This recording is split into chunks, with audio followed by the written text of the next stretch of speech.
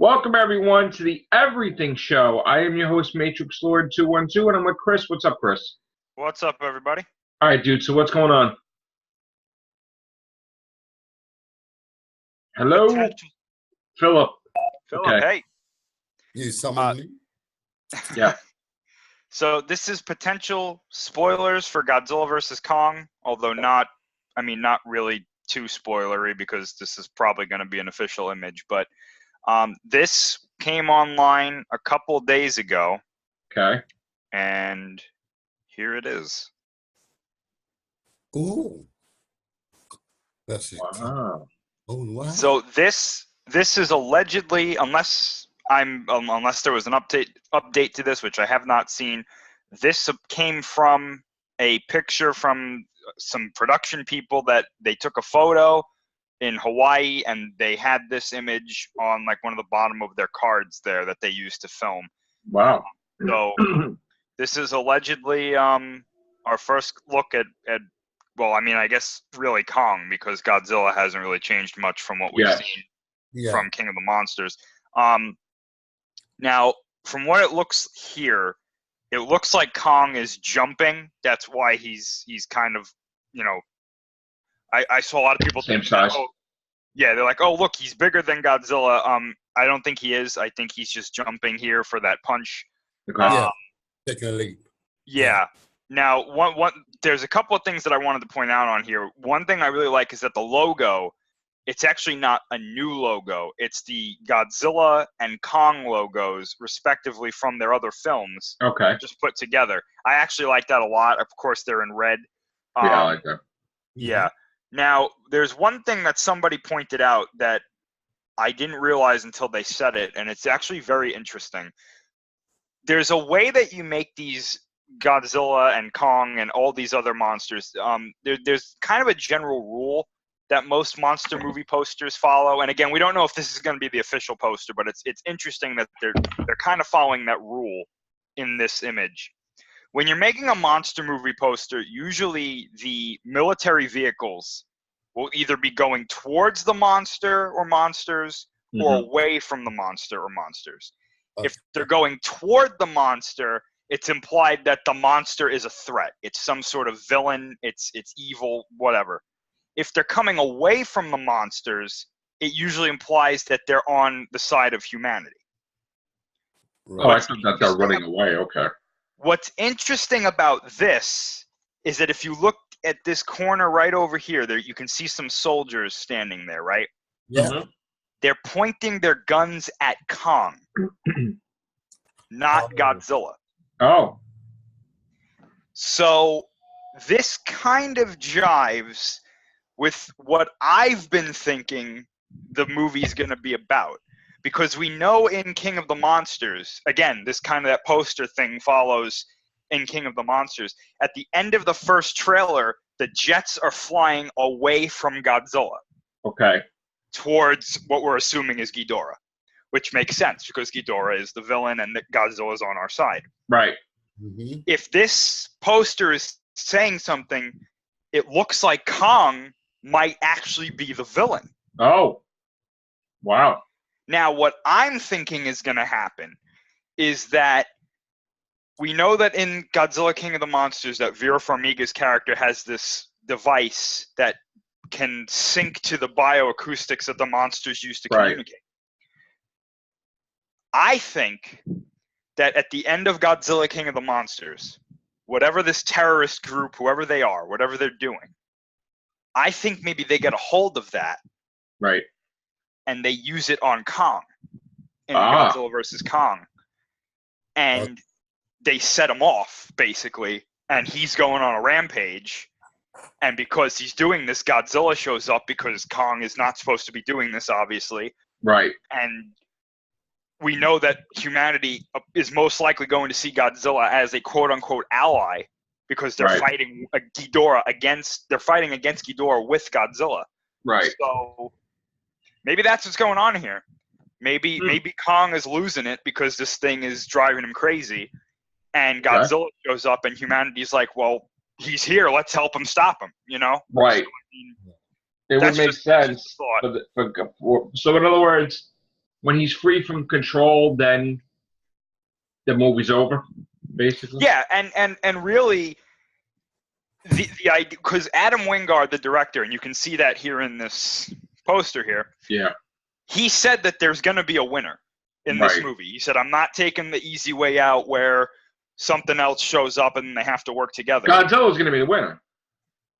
I don't think he's going to be the winner. Why? But I thought that was one of the clauses that Godzilla is the king.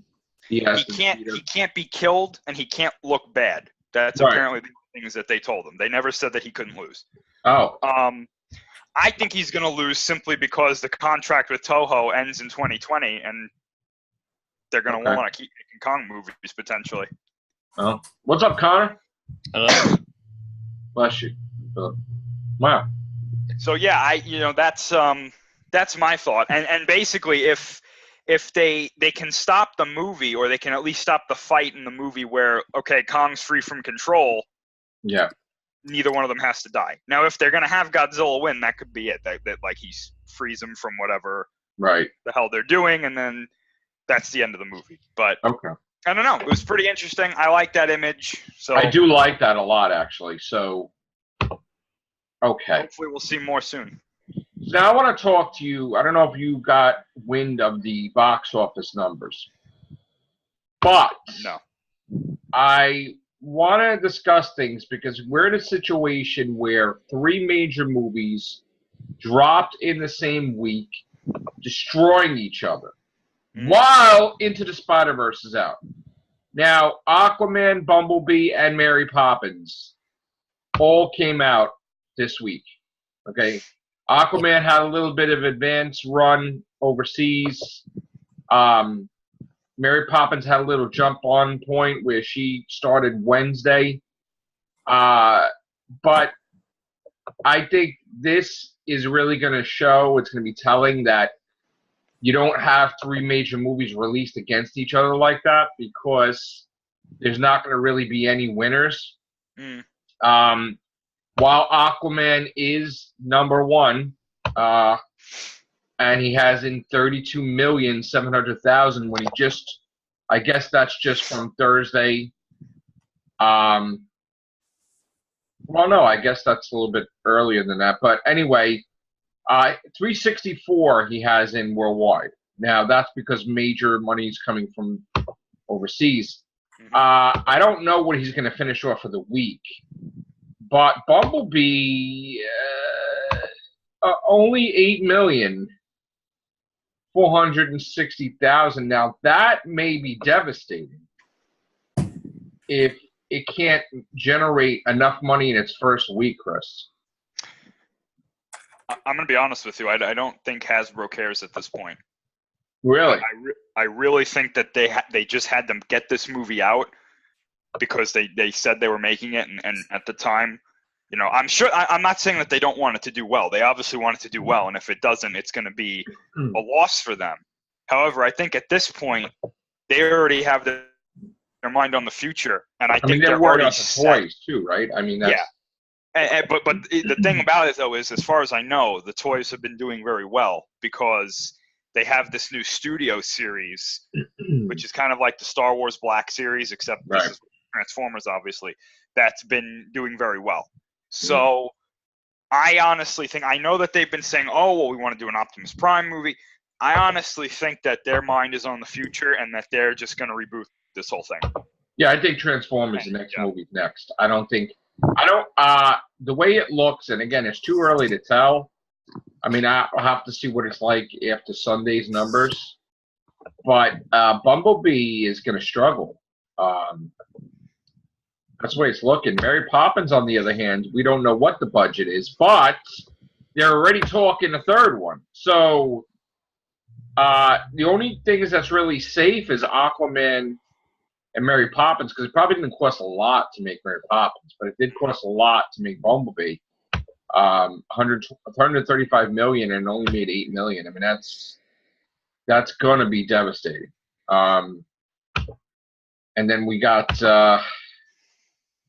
Holmes and Watson coming out next week, and Vice, I guess, and then there's gonna be, that's pretty much it. But I don't know. I mean, what do you think Aquaman's going to finish at? I mean, I know it just came out, but I think it's going to reach like 800 million or something crazy like that, or I'm gonna go around 6 or 7. okay. What about you, Philip? What Aquaman? Well, considering I enjoyed it as a movie in itself, I think a lot of people will go and see it for the wow factor, basically. So I'm gonna give you a number about 7.5 at the most. What about you, Connor? Say because it's Christmas, 600. I'm going to say 687 total for Aquaman. 687. That's quite low, though. You think about it. Yeah, I know. I know. And it's doing better than what, say, the others are doing at the moment. Well, I mean, I think it's going to drop off. That's my point. It's not going to surpass Wonder Woman. Like Oh, no. It's gonna drop off. Another thing that's a little bit of alarming, well, maybe not. I don't know. I mean, not alarming, but Into the Spider-Verse cost $90 million to make, and it has $73 million in it. I mean, I'm sure it's a success, or it's going to be a success, but it's not going to be that much profitability for the movie-wise. Do you think, Chris, or do you think it's I actually think that's going to do a lot better next week. Yeah? Okay. Yes, because I've talked to several people who have gone to see it, and they've all said that it's their favorite Spider-Man movie that's ever been made. Wow. And I've seen that sentiment, on a lot of places that I've read. Yeah, I heard too. A lot of people love it, and I still have to see it. Yeah, I loved it. It was good. I enjoyed it. Might want to see it tomorrow. But to kind of go off what you were saying before, there is something alarming about that, and it's just for a different reason. Is that now Sony has 2 very successful Spider-Man films made, and yes. That contract has to get renewed at some point.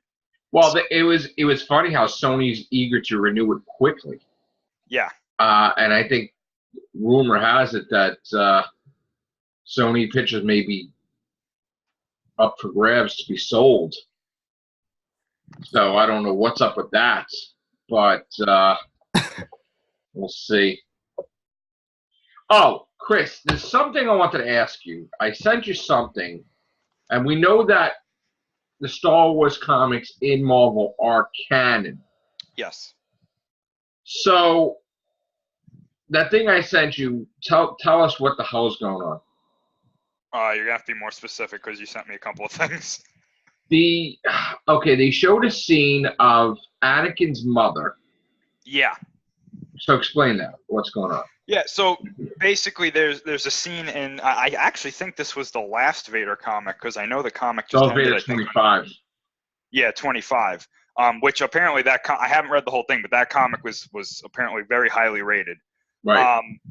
So yeah, there's a scene where Anakin is kind of, in this, I don't know if he's in his own head or if he's in like a trance or something like that, which I guess would, make him in his own head. But we have that vision of how he pictures himself as like he's not wearing the Vader armor. He's basically just like a red figure. Picture like kind of like a torso that's just like all red, and then his arms and legs are both like they're all white. Okay. So he's walking around and he's experiencing like visions and he's hearing things that he's heard from the past, and eventually he encounters his mother, Shmi Skywalker, and he sees her when she's pregnant with him, and behind her, Palpatine, as the Emperor, not as Chancellor Palpatine, but as the Emperor, Right. is standing behind her with his like arms, like his hands kind of like menacingly around her. Yeah. And the lines that he's seeing, or the voices that he's hearing, the things that they're saying are things like unnatural, the chosen one, stuff like that. So what they're implying, the theory right now is what they're implying is that Palpatine or somebody that was connected to Palpatine had some sort of, whoever it was may have influenced the Force to create Anakin Skywalker. Oh. Now, this is actually not something new. Right. This has been, if what they're saying, if what I think they're saying is correct, this was in the Plagueis novel, which is no longer canon. But I definitely recommend everybody read that book because one, it's fantastic, Right. and two, Plagueis himself is canon. Now, we don't know if the stories that were in the book are canon, but if they ever bring him back into canon, it's usually a good idea to kind of know what they did in the old, canon, so that you have an idea of maybe where they're going. But in that novel, he's obviously the one who trained Palpatine, and Plagueis was very interested in learning how to manipulate midichlorians to try and prolong life and, to see exactly how he would be able to do that. And he was able to do it. What he told Palpatine, if I remember correctly, I think he told Palpatine, or it might have just been like an inner monologue, he said that he believed fully that Anakin Skywalker was a result of him manipulating the Force to try and create life. He believed that it was the Force's reaction to him learning how to do this, that it was like almost like the Force. Yes, that it was almost like the Force creating something that would stop him. Oh, in the so future. it's the opposite. Yes. Okay. Yes. An antithesis to him. So his action, it's that saying, for every action there's an equal and opposite reaction. That's exactly what he felt, because when Palpatine told Plagueis about Anakin, there's a scene where Plagueis, he freaks out and he runs to go and try and find Anakin, only to realize, they already took him to the temple. They're going to start training him. This is literally as Episode 1 is going on. Oh, wow. Because Plagueis is still alive during Episode 1. Really? He doesn't die until the end of Episode 1. When I didn't know that. Yeah, in the old canon, when Darth Maul died, Plagueis died like 5 minutes before him. Oh, okay. At least that was the old canon. That was in the old canon. There's another interesting by the Emperor. Yes, Palpatine kills him. There's another interesting scene in that book where, again, during Episode 1. Do you remember the scene? I think it was the scene where they're going back. They decide to go back to Naboo, and Anakin asks what midichlorians are. Yeah. Yeah. In the old novel, Plagueis was actually watching them from another building, and when he looks at Anakin, he tries to use the Force to foresee what he's going to become, and an image of Vader just appears to him and like scares the shit out of him. Wow. And he's just like, oh no, what have I done? Like, he literally is just like, I did this. Like, this is like, I screwed up. And so he doesn't know what Vader is. He's just like, I saw some sort of cyborg, and I don't know what that has to do with this child, but this is not good. Right. And he was like, we have to do something about this. And at the same time, though, he's like, yeah, but we're so close to taking over the Republic that do I even have to do anything about it? So, and then he screws up and Palpatine kills him. Right. But so Palpatine knows that he's going to become, like, he's seen the future too? No, Plagueis didn't tell him what he saw. Okay. He kept it to himself. But it's a really interesting story too, because when Plagueis dies and Palpatine kills him, there's a moment where Palpatine is like, okay, I killed him, but is he really dead? Because Plagueis told him he knew how to manipulate midichlorians to save others' lives, and Palpatine's like, yeah, okay, I killed him, but is he ever going to come back? Yeah. And so he's kind of like, I don't know. So it's a very interesting story. And so Plagueis could pop up in Episode 9? I mean, this is from the old canon, so I mean, But if you're a fan of the Emperor, you should definitely read this story too, because the story is not just about Plagueis. It's heavily about Palpatine. Right. And my favorite scene in the book is you find out who Palpatine's father is. And there's a scene where Palpatine kills his whole family. Wow. Before he's trained. Oh my God. And he does it basically like with his bare hands. Wow. So yeah, and then he goes to Plagueis and he's like, okay, I'm in. Yeah, man. I got blood on my hands. I just didn't even use the Force none. I just killed everybody, Yeah. and I'm ready. His Yeah. father, Palpatine's father, he was a real SOB. So I mean, he deserved it. But at the Right. same time, Palpatine's like, well, I killed him. I might as well just kill everybody else. Yeah, might as well, right? I mean, yeah, sure. Wipe the whole So family out, right? It's Wow. definitely, and it's crazy too because there's other parts of the book where it's like Palpatine wasn't anything special. He was Right. just kind of a kid going to college and he didn't know what he wanted to do. It's like a scrub, yeah. Okay. Yeah. And then they were like, Plagueis found him and he was like, there's something about this kid. Yeah. There's something about him. Like, you know, Dennis the Menace or some little thing, or like old Fred Krueger killed like hamsters and shit. Yeah, Yeah. exactly. Yeah. Okay. Wow. I've heard a rumor. So I that think that's what they're saying. What kind? I've heard a rumor that Kylo has yellow eyes in Episode 9. Really? That would be pretty cool. Mm. What is that? What's that other story, Chris, about like I guess rebooting or retconning certain things? Oh, so yeah, that's about how J.J. Abrams is. I think what they're trying to say is that he's not necessarily retconning things, but he's probably going to tell things a different way. Like, so these things still happened, but he's going to reference them in like a different manner. Okay. So now, does this mean he does not accept what Rian Johnson did? No, he does. He said it in the He past. does. He liked what he said he liked what Rian Johnson did with Episode 8. He liked it, but did he And love he it? said that if he could have directed it that way, he would have. Really? Yes. So we're not altering, taking Last Jedi and throwing it in the garbage and just redoing it? No, okay, that's not. No, because that would be really stupid. Okay. I don't think there's anything wrong with The Last Jedi. Really? It made some mistakes, but apart from Snoke, it didn't really make any massive mistakes. I liked 100% agree. I liked what they did with Luke.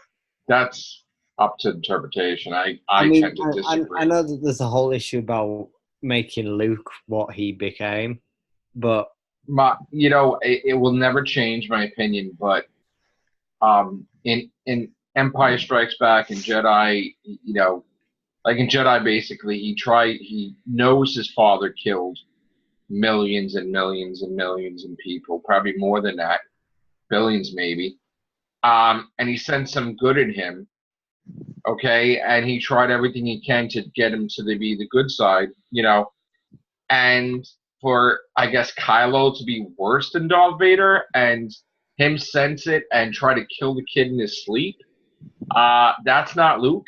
yeah, In but my does mind- that not set Kylo up to almost have a little bit of a mantle to surpass? No, Vader? because the way I feel is that if he was Darth Vader status, Rey wouldn't have kicked his ass in that little duel of the Force. That No, Joe, I gotta throw it in here wow, man. because there's it's not even just opinion things. There are factual things wrong with what you just said. Okay, The only reasons that Rey beat him was because he was not trying to beat her. okay, He wanted her to turn, right, and so he was holding back. If he really wanted to, he could have easily pushed her off that cliff when they had their lightsabers clashed. sort of like when he just put her to sleep, like instantly. Yes. He could have eliminated her and Finn outright in less than 2 minutes. Go back Okay. and watch Okay, the duel, right? He's Right. not even taking the duel with Finn seriously right, until Finn clips him on the shoulder. As soon as he does that, 2 seconds later, Finn is laid out. Then right, with Rey, he's, like I said, he's trying to turn her because he even says it. You need a teacher. I can show you the way right. of Force. So that whole thing, that's why he got beat. But at the same time, though, and any Kylo Ren fans out there, I apologize. I'm a Kylo Ren fan too, but he's a horrible lightsaber duelist. He's one of the worst in Star Wars. Train the fucking guy, for crying out loud. Rey is far better than him with crazy. the lightsaber. It's crazy. That's bad. Now, the other thing, and this is more of an opinion thing, but Luke said that when he looked into Vader, he saw the part of Anakin that was still there. Right.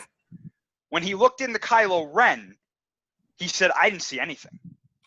It was just complete dark side. But maybe he just blocked it because he didn't kill his mother, so he can't be completely dark side. Well, at the time, though, that he said that Snoke had already turned his heart. And what they were trying to say is when Luke went to kill him, and then he stopped, and he was like, wait a minute. This is not right. What they were implying is that this is what the old Jedi would have done. But he's not part of the old Jedi. Like Mace Windu, let's just go kill the Emperor. Exactly. Right. Had that been... That's not the way you split. No, fuck you, kid. We got this. Exactly. So when Luke stopped, he was like, wait a minute. This is my opportunity to move past the old Jedi. Unfortunately, Ben woke up and he was like, Snoke was right. Right. But and then that was it. Here's the thing. Why wouldn't Luke try to find a way off, like to get to Leia and warn her? Why did he get into a depression and just... Well, Leia and Han in Episode 7 both knew about Ben. They both knew about Snoke. The only person who would have known that would have been Luke. But why wouldn't he go to tell Leia, look, the kid, like, you know, this is what happened and everything? He just decided to get depressed and say... That's what I'm saying, though. Luke did tell them. Because they knew in Episode 7. She knew about Snoke. Right. Okay. She told Han it was Snoke. And even Han, there's a deleted... But still, why would he just, like, he created that mess. Why would he just give up and go to where... you know, that doesn't make any sense. That's not Luke. He felt responsible for what happened. Yeah, but you go after it. You don't, like, look at all the stuff they've been through. You mean to tell me you're just going to go run and hide? That doesn't make any sense. Well, it fits Luke's character, though, because he always rushes to basically the wrong decision. No, but the thing is, though, he rushes to the decision based on trying to save his friends and, you know, the hell with the training. I got to save Han, Leia, and everybody. And that didn't work out very well for him. Yeah, but you don't, like honestly, he would not just... Even if he knows he's going to die, he probably would go after Kylo Ren. He's not going to, like, leave them that mess to handle while he just... I mean, they could destroy planets. He's not going to I'm going to sit on a planet and be depressed about it. He didn't know that they had that capability, though, because at the time that Ben... But even so, he saw, like, what Kylo Ren could be worse than Darth Vader, so wouldn't you think, like, oh, maybe I should go take care of this, because I kind of created this situation? Not if he felt completely responsible for it. But he did feel completely responsible for it, kind of. No, that's what I'm saying. If he did, which we know he did, he doesn't want to get involved because he feels like he's going to make it worse. But that's definitely not Luke, though. Because regardless of anything, it doesn't matter about making it worse, whatever. Like, it's a thing that, like, he understood that if he finished his training, yes, he could defeat Darth Vader, like, easy or whatever. But he couldn't. Fuck the training. I got to make sure my sister don't. Well, even though it's his sister at the time, but I got to make sure Leia don't die and Han don't die and everybody else. Screw it. Let me just wing it. Because and honestly, that was a better choice. But that was a better choice though, because if he didn't do that, things might have gotten worse. They might have. They might have like killed Leia. They might have killed Chewie. They may have like all that stuff. Different things happen. But we don't know that, though. I mean, here's the thing. It's hypothetical.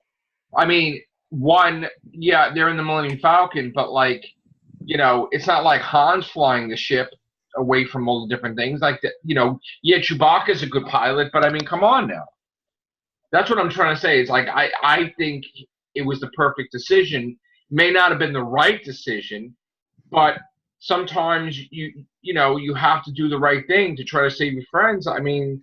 Right, and he felt that the right thing was not to get involved because he kept seeing that whenever the Jedi would get involved in things, right, it would go badly.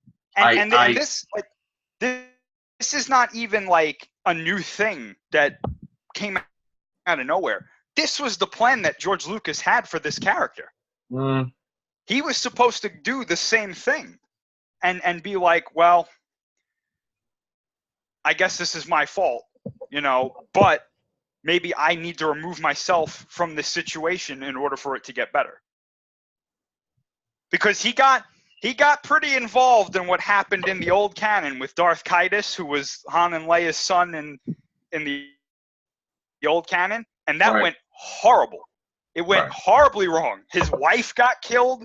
Right. Jaina Solo had to kill her own brother. Right. So I mean, it's like I don't know, maybe man. we don't want Luke to get involved in this. I no matter what, I'm thick with that. That's not him to me. And also too, after all these years and decades, do you really envision that your hero, Luke Skywalker, like, just fucking failed and is on the planet, like, for fucking, like, decades, just, like, fucking depressed? That's ridiculous. But why not, though? Because not... Bad things happen to people all the time. Yeah, but why does this Star Wars time. universe have to be based in reality all of a sudden? Like perfectly. Like, oh, yeah, he just didn't make it. Like, he just, he's depressed. That's not what Luke ever was, though. Because it's literally the exact opposite of what went wrong with Anakin in episodes 1, 2, and 3. They made Anakin this, like, perfect Messiah figure that nobody could relate to. But I'm not saying, like, Luke would embrace being a Messiah figure. I'm just saying that... Well, he's not, in general. I mean... I know, but I'm just saying, like, that's not what we've seen. Everything with Luke, that's not what... Even though, say he was wiser, he wouldn't do that, in my eyes, anyway. But... we agree to disagree, I guess. I mean, like, Luke failed all the time in the original trilogy. So, I mean... Well, not really, because... No, he did. Listen, you know what? Darth Vader, he got Darth Vader to go against the Emperor. After he failed. Well, didn't happen in Neo? He made Agent Smith absorb him and stuff, and then he just, Yeah, after he failed. That's part of the hero's journey, is that you can't have them win all the time, or else what's the point? But maybe winning is failing. Huh? Maybe winning is failing. Like, in other words, he was going to die, and it affected his father, seeing that, the Emperor's, like, electrifying him to death. And that just sparked that's my kid, man. I'm not referring to that. I don't consider that one of Luke's failures. I consider everything that Luke did at the end of Empire was a failure. He was on an impulse. He had to, Exactly.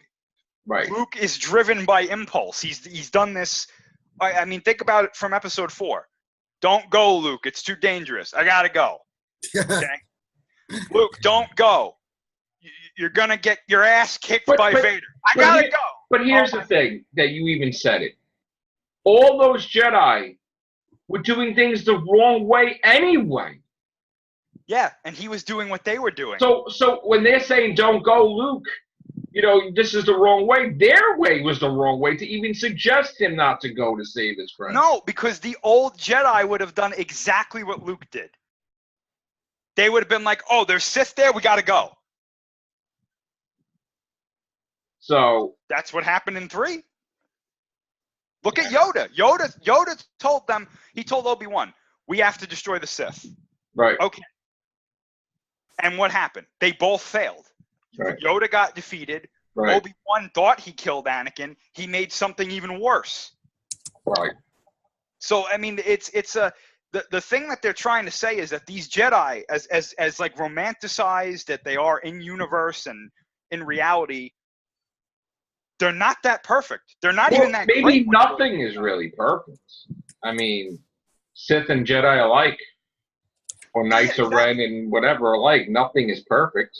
Which is why when Kylo Ren says it's time for these things to die, the Jedi and the Sith, he's right. Because their ways are not correct. Well, I don't know if I agree with that. Because it's up to the new generation to, like, do their own interpretation of it. There you go. That's episode 8's point right there. I don't know. If they wanted it to die, they wouldn't be burning the Jedi books. But anyway! But the books didn't burn. I know that. That's the point. So let's teach everybody the old Jedi ways. The original okay. The Yeah. original Jedi ways were better than what the Republic Jedi were. Right. So there you go. They were like hidden away on some friggin' island, which is ridiculous. Well, that was the first temple. Right. That we got some upstart Jedi people like, yeah, we're not gonna do that. That's all right. We'll train it this way. Yeah, pretty much. Yeah. After 1,000 generations, I mean, that stuff gets lost. Yeah, man, we're not gonna do that. We're gonna do this. All right. I don't know, man. I just hope that whatever is wrong with it is fixed. Of Star Wars, because I feel that you gotta agree that the fans are split now for the first time ever.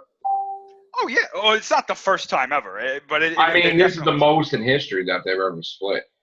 Most likely. Yeah. You know. I know there was other stuff besides. We got into a big Star Wars rant. I know. There's other stuff besides Star Wars, right? Or no? I mean, I basically talked for like this whole thing, so I really don't have anything else. Well, we got something about Guardians 3, Nova, and what the hell is that? Are they getting? They got a director or for Guardians? Or we don't know.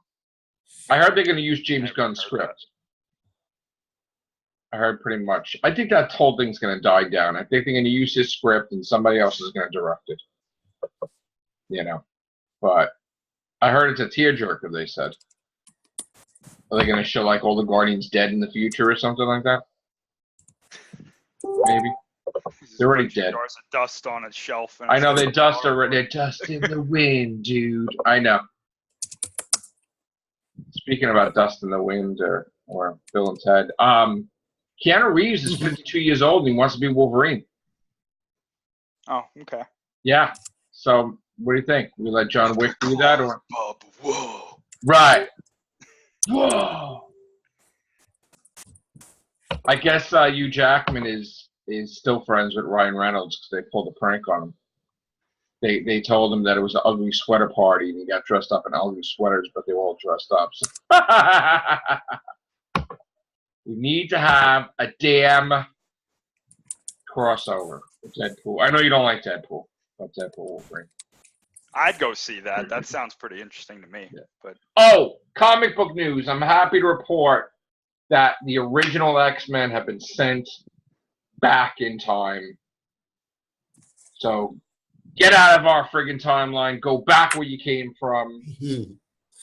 Pain in the ass. Their minds were wiped. But it turns out that when it got to that point in time in the present, they had all the memories of their younger selves. And also, Kid Cable actually did something with the timeline to save Cyclops from dying. So, because that's his dad. So, don't ask me why Kid Cable killed older Cable and how that makes any sense. But, yeah, Cyclops is going to be back very shortly. So, yay. Hear a lot of beeps. Communications. All right. We're going to get out of here. Thank you, guys. Take care. Bye for now.